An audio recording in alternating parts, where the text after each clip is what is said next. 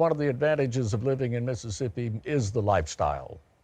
I mean, there's nothing better than relaxing on a front porch on a cool autumn afternoon. This is the Porter House. It's a bed and breakfast here in Raymond, and one of its great attributes is its front porch.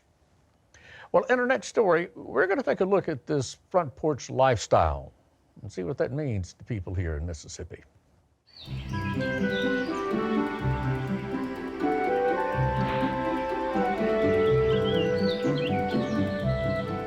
I love this front porch. I grew up, my grandparents had a wraparound porch, and so when I built this house, that was part of the requirements, that we have a wraparound porch.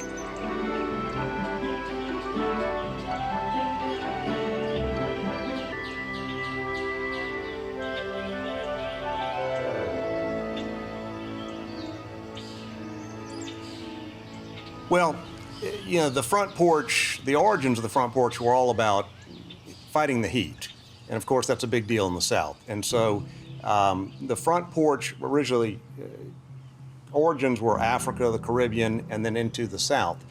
And before 1944, probably in the mid-40s, probably 90% of the homes in the South had a front porch. It was an additional room that you could escape the heat at night, and it was where people gathered. And obviously that was more important in the South than in other regions of the country.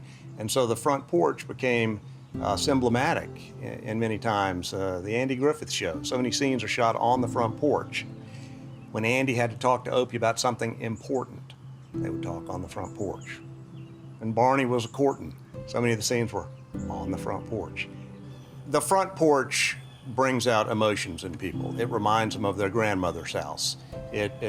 People talk about sitting on the front porch while the grandma was snapping peas, or while your neighbor was playing the guitar, and it just brings up an era of simpler times.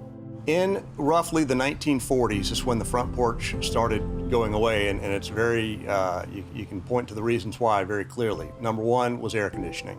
Obviously, people now could gather inside their house without having to worry about being hot. Number two was the television. As more homes started having a TV, people would gather around the TV. And then thirdly was the automobile. So the automobile gave rise to something known as suburbia, and houses were built further out. And these new houses, a front porch was not important because you had air conditioning and you had the TV. And so it literally changed the way houses were built. And for about 30 years, the front porch almost became a symbol of poverty.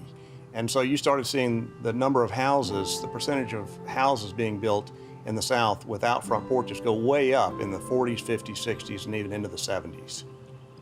Front porch communities allowed neighbors to visit with each other. I mean, just by definition, you're out on your porch, you see your neighbors walking by.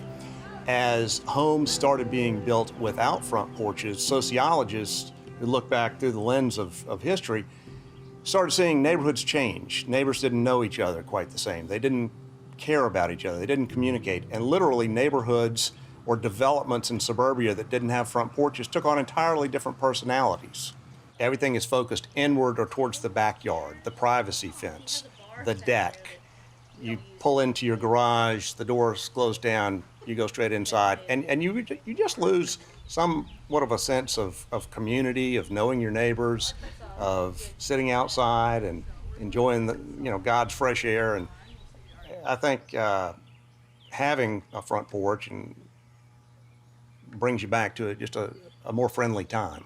So my family and I, we moved back to Mississippi in 2003, and this idea of doing a development, a community built around the arts was kind of always kicking around in the back of my head.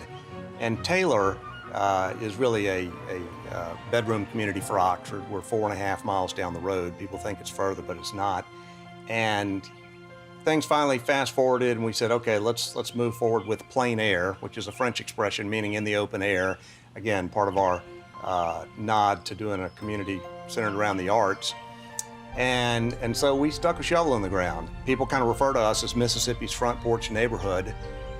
They like the fact that it is a little bit of a throwback to a quieter, more simple time, and we think that's a good thing.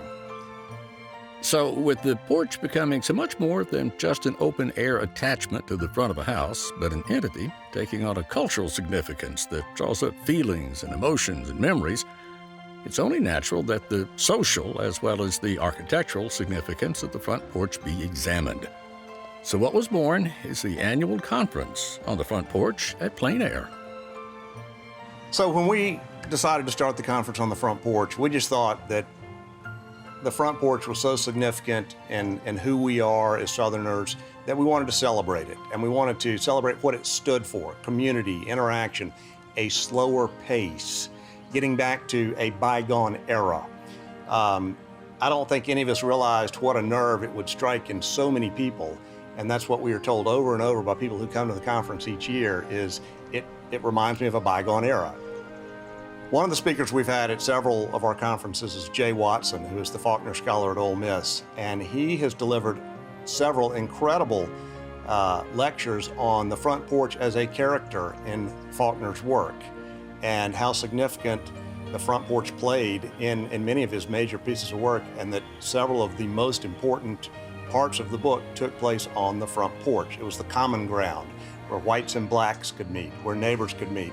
You know, the front porch is frequently known as a semi-public, semi-private space.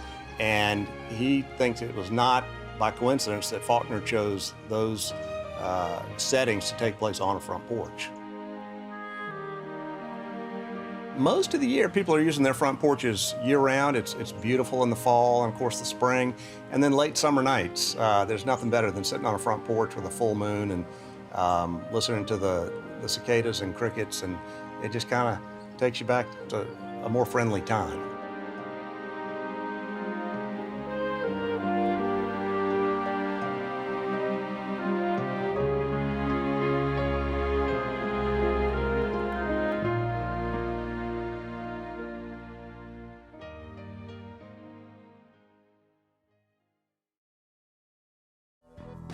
Thanks for joining us. If you like what you see, subscribe to Mississippi Public Broadcasting.